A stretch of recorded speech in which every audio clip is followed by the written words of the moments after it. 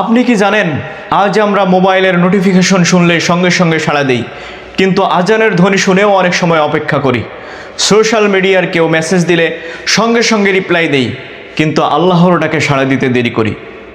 একবার ভেবে দেখুন তো, আমাদের জীবনের সবচেয়ে গুরুত্বপূর্ণ সম্পর্কটা কি ধীরে ধীরে দুর্বল হয়ে যাচ্ছে?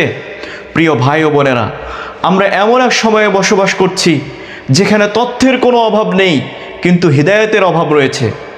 ঘন্টার পর ঘন্টা স্ক্রল করতে পারি, কিন্তু কয়েক মিনিট কোরআন তিলাওয়াত করতে পারি না।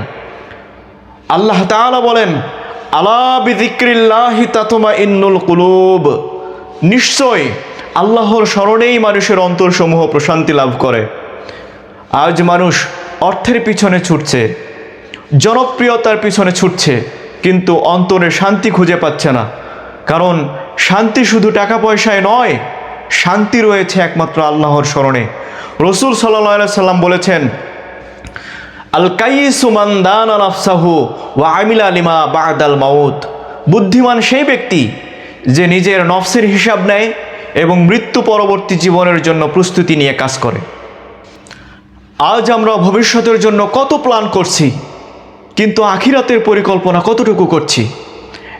একদিন এই পৃথিবীর সব পরিচয় শেষ হয়ে যাবে, সব পরিচয় মুছে যাবে।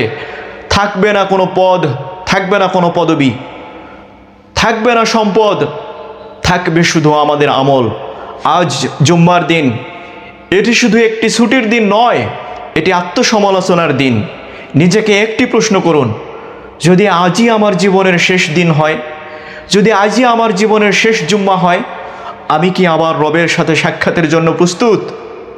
তাই আসুন আমরা তওবা করি, নামাজের প্রতি যত্নবান হই, কোরআনের সাথে সম্পর্ক গড়ে তুলি এবং আল্লাহর দিকে ফিরে আসি।